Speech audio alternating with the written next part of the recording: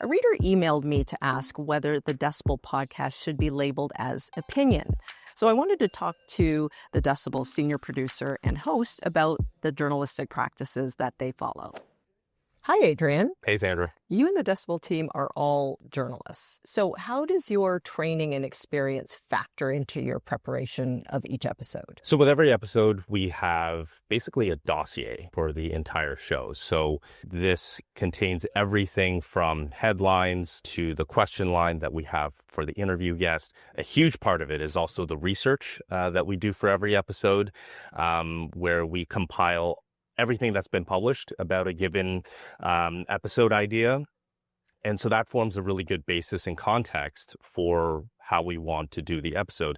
And sometimes these prep documents, this dossier, can stretch 30, 40, 50 pages, depending on how big the topic is. It really keeps us focused on what is the main selling point of this episode and the conversation that we have with our guests.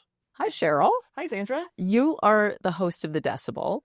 Can you tell us about how you prepare for each episode?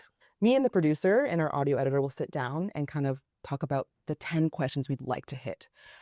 So I go with my ideas. The producer has an idea because they spent a lot of time with the research. And then we kind of like figure out, here's how we want to shape the episode and how we kind of want the interview to go. So that's how we kind of prep before the interview process itself. Is there ever a case where in the sort of post-production you discover, I think our guest has said something that's not factually correct? How do you handle that? There are different options for that. We will either retake it with the guest, a section where we want to make sure that what they're saying is factually correct. It gives them another chance to re-record that one section, or we will cut it out entirely. When we're done the conversation in the studio, the producer will come back in my ear and say, that was really great. There's a couple of things I want to pick up on. And so they're also fact checking. And after you've had that conversation, that's not it. It's not, okay, let's upload. What happens then? We do essentially a second draft of the conversation. We call it the rough cut.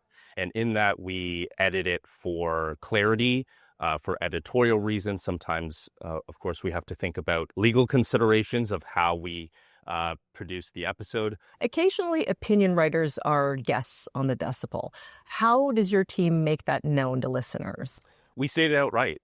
We will say it in the show notes where people can see what the episode is about. We will say it in the intro. We will introduce our guests, whether it's Robin Urbach or Andrew Coyne. We will tell people explicitly that what and who they're hearing from is an opinion columnist.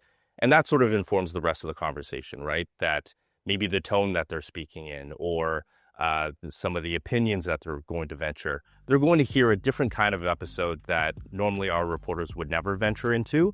And so we want to be very clear about that with our listeners.